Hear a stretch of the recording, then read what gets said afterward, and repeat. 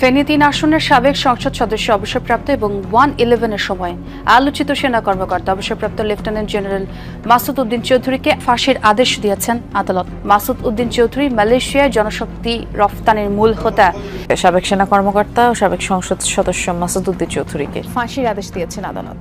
সকালে এই আদেশ দিয়েছেন জেলা ও দায়রা জজ মুন্সি মোহাম্মদ মশিউর রহমান।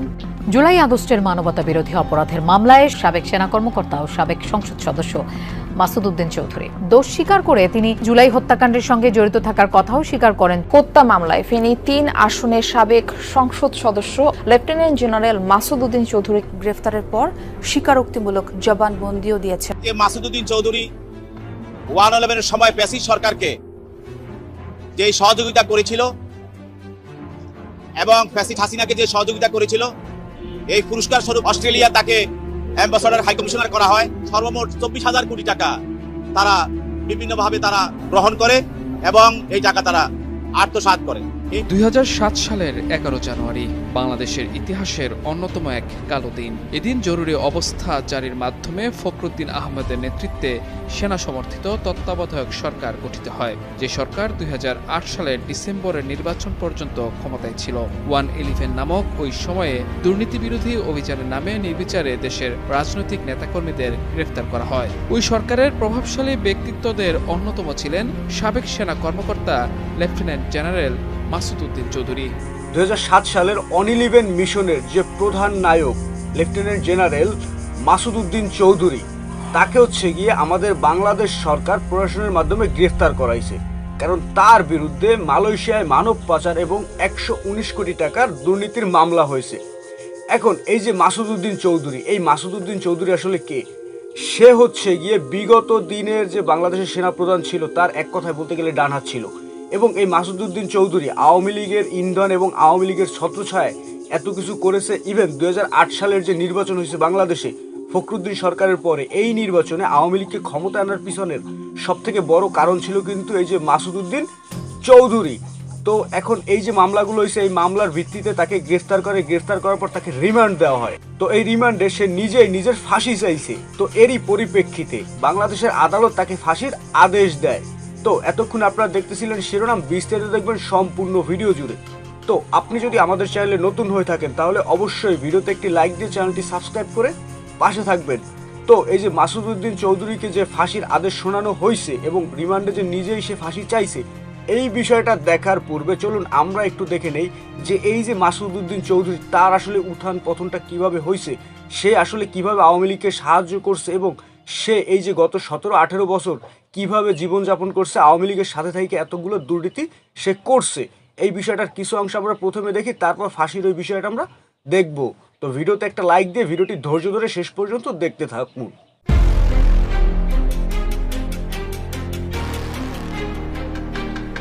1-11 সেই ভয়ঙ্কর খলনায়ক, যিনি পর্দার আড়াল থেকে দেশের শীর্ষ রাজনীতিবিদ থেকে শুরু করে ব্যবসায়ীদের রাতের ঘুম হারাম করে দিয়েছিলেন, আজ তিনি নিজেই পুলিশের খাঁচায়। হ্যাঁ, কথা হচ্ছে শেখ হাসিনা ও খালেদা জিয়াকে -2 ফর্মুলায় দেশছাড়া করার অন্যতম মাস্টার মাইন্ড সাবেক লেফটেন্যান্ট জেনারেল মাসুদ উদ্দিন চৌধুরীকে নিয়ে। ক্ষমতার দম্ভে যিনি একসময় ধরাকে সরাজ্ঞান করতেন, আজ তাকেই কিনা আদালত প্রাঙ্গণে খেতে হচ্ছে জনতার ছোড়া পোড়া মবিল আর নোংরা পানি।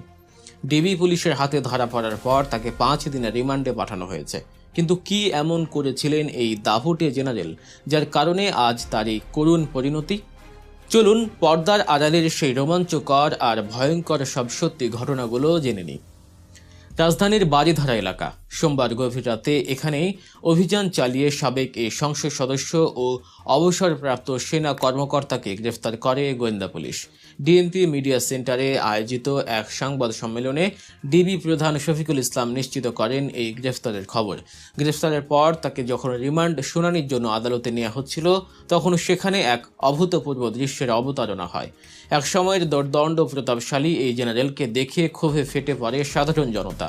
তাকে লক্ষ্য করে ছোড়া হয় নোংরা পানি, এমনকি কয়েকজন প্রত্যক্ষদর্শীর মতে তার গায়ে পোড়া মবিলও ছুঁড়ে মারা হয়। ক্ষুব্ধ মানুষের স্লোগানে ভারী হয়ে ওঠে আদালত প্রাঙ্গণ। পরিস্থিতি সামাল দিতে পুলিশ তাকে দ্রুত হাজতখানায় নিয়ে যায়। জেনারেল মাসুদের বিরুদ্ধে অভিযোগের পাহাড় শুনলে যে কারো চোখ কপালে উঠবে। এখন পর্যন্ত তার বিরুদ্ধে মোট 11টি মামলার খোঁজ পাওয়া গেছে। এর মধ্যে তার নিজ জেলা ফেনীতে রয়েছে 3টি মামলা। এসব মামলায় তিনি পলাতক থাকায় তার বিরুদ্ধে আগেই গ্রেফতারি পরোয়ানা জারি ছিল। এছাড়া ডিএমপির পল্টন, বনানী, মিরপুর, হাতিরঝিল ও কোতোয়ালি থানায় রয়েছে হত্যা চেষ্টা, মানব পাচার এবং মানি লন্ডারিংয়ের মতো আরও 5টি ভয়ঙ্কর মামলা। বর্তমানে তাকে পল্টন থানার একটি মানব পাচার মামলায় গ্রেফতার দেখিয়ে 5 দিনের রিমান্ডে নিয়েছে পুলিশ। এই মামলার 3 নম্বর এজাহারভুক্ত আসামি তিনি। এছাড়া দুর্নীতি দমন কমিশন এবং সিআইডিতেও তার বিরুদ্ধে একাধিক অভিযোগের তদন্ত চলছে। ডিবি জানিয়েছে 1/11 সময়কার কোনো ভুক্তভোগী যদি নতুন করে অভিযোগ করেন তবে সেগুলোও তদন্তের আওতায় আনা হবে। গ্রেপ্তারকৃত মাসুদউদ্দিন চৌধুরীর বিরুদ্ধে ফেনী জেলায় 6টি, ঢাকা মেট্রোপলিটন এলাকায় 5টি, মোট 11টি মামলার তথ্য এই পর্যন্ত আমরা পেয়েছি। জেনারেল মাসুদের উত্থানের গল্পটা কিন্তু কোনো সিনেমার চেয়ে কম রোমাঞ্চকর নয়। তিনি শুরু করেছিলেন শেখ মুজিব আমলের কুখ্যাত রক্ষী বাহিনী দিয়ে। অবাক করা বিষয় হলো এর আগে তিনি চট্টগ্রামে একজন সাধারণ ক্লার্ক বা কেরানির কাজ করতেন। দুর্ভিক্ষের সময় তার বিরুদ্ধে রিলিফের 2 ট্রাক নারকেল তেল চোরা কারবারিদের কাছে চড়া দামে বিক্রির অভিযোগ ওঠে। এই ঘটনায় চট্টগ্রাম ও ময়মনসিংহে তার বিরুদ্ধে একাধিক মামলা হয়। মামলার জাল থেকে বাঁচতেই তিনি সুকৌশলে যোগ দেন রক্ষী বাহিনীতে। এরপর 1975 সালের পট পরিবর্তনের পর অন্যদের সাথে তাকেও সেনাবাহিনীতে আত্মীকরণ করা হয়। রক্ষী বাহিনী থেকে এসে সেনাবাহিনীতে একমাত্র তিনি লেফটেন্যান্ট জেনারেল পদ পর্যন্ত পৌঁছাতে পেরেছিলেন। 2007 সালের 11 জানুয়ারি, যা আমাদের কাছে 1/11 বা 1/11 নামে পরিচিত, সে সময়কার সেনা নিয়ন্ত্রিত তত্ত্বাবধায়ক সরকারের আসল নাটের গুরু ছিলেন এই মাসুদউদ্দিন চৌধুরী। ওই সময় সেনাবাহিনীর সবচেয়ে গুরুত্বপূর্ণ 9ম ডিভিশনের জিওসি ছিলেন তিনি। পরবর্তীতে পদোন্নতি পেয়ে হন সশস্ত্র বাহিনীর প্রিন্সিপাল স্টাফ অফিসার। তৎকালীন সেনাপ্রধান মঈন ইউ আহমেদের সবচেয়ে ঘনিষ্ঠ সহযোগী হিসেবে তিনি দুর্নীতি দমন সংক্রান্ত জাতীয় সমন্বয় কমিটির প্রধান সমন্বয়ক হন। ওই কমিটির প্রধান হিসেবে মেজর জেনারেল এম.এ. মতিনের নাম থাকলেও পর্দার আড়াল থেকে কলকাঠি নাড়তেন মূলত জেনারেল মাসুদ। তার নেতৃত্বে দেশের শীর্ষ রাজনীতিবিদ ও ব্যবসায়ীদের জিম্মি করে গ্রেফতার ও রিমান্ডের ভয় দেখিয়ে হাজার হাজার কোটি টাকা হাতিয়ে নেওয়ার অভিযোগ রয়েছে একটি বিশেষ সিন্ডিকেটের বিরুদ্ধে। সবচেয়ে চাঞ্চল্যকর বিষয় হলো তার -2 ফর্মুলা বাস্তবায়ন মিশন। দেশের রাজনীতি থেকে শেখ হাসিনা ও খালেদা জিয়াকে চিরতরে সরিয়ে দেওয়ার যে ছক কষা হয়েছিল তার অন্যতম রূপকার ছিলেন তিনি। খালেদা জিয়াকে বিদেশ পাঠানোর জন্য তার উপর প্রচণ্ড মানসিক চাপ প্রয়োগ করা হয়। তিনি রাজি না হওয়ায় 2007 সালের মার্চে তার বড় ছেলে তারেক রহমানকে এবং পরে ছোট ছেলে আরাফাত রহমান কোকোকে গ্রেফতার করা হয়। অভিযোগ রয়েছে জেনারেল মাসুদের প্রত্যক্ষ তত্ত্বাবধানেই বন্দী অবস্থায় তারেক রহমানের উপর অমানসিক নির্যাতন চালানো হয়েছিল। অথচ পারিবারিকভাবে তিনি ছিলেন খালেদা জিয়ার আত্মীয়। খালেদা জিয়ার ছোট ভাই সাইদ ইস্কান্দারের স্ত্রীর দিকের আত্মীয় হওয়ার সুবাদেই 4 দলীয় জোট সরকারের আমলে তিনি 9ম পদাতিক ডিভিশনের জিওসির মতো গুরুত্বপূর্ণ পদ পেয়েছিলেন। কিন্তু ক্ষমতার মোহে তিনি সেই জিয়া পরিবারেরই সবচেয়ে বড় ক্ষতিটা করেছিলেন। তবে ক্ষমতার ভাগ বাটোয়ারা নিয়ে 2008 সালের মাঝামাঝি সময়ে সেনাপ্রধান মঈন ইউ আহমেদের সাথে তার দূরত্ব তৈরি হয়। এর জের ধরেই তাকে সেনাবাহিনী থেকে সরিয়ে পররাষ্ট্র মন্ত্রণালয়ে ন্যস্ত করা হয় এবং অস্ট্রেলিয়ায় বাংলাদেশের হাই কমিশনার করে পাঠানো হয়। এখানেও রয়েছে এক বিরাট কূটনীতি। -2 ফর্মুলা ব্যর্থ হওয়ার পর নিজেদের পিঠ বাঁচাতে ওই সেনা কর্মকর্তারা ভারতের তৎকালীন পররাষ্ট্রমন্ত্রী প্রণব মুখার্জির মধ্যস্থতায় শেখ হাসিনার সাথে একটি গোপন সমঝোতা করেন। 2008 সালের নির্বাচনে আওয়ামী লীগকে ক্ষমতায় আনার পেছনে তাদের বড় ভূমিকা ছিল, যার পুরস্কার হিসেবে শেখ হাসিনা 2009 সালে ক্ষমতায় এসেও মাসুদ চৌধুরীকে অস্ট্রেলিয়ায় বহাল তবিয়তে রাখেন। দফায় দফায় মেয়াদ বাড়িয়ে 2014 সাল পর্যন্ত তিনি ওই পদেই ছিলেন। অবসরের পর দেশে ফিরে তিনি শেখ হাসিনার সরাসরি ছত্রছায়ায় চলে আসেন। ঢাকায় একটি 5 তারকা মানের রেস্টুরেন্ট খোলার পাশাপাশি 5M ইন্টারন্যাশনাল নামে জনশক্তি রপ্তানির ব্যবসাও ফেদে বসেন।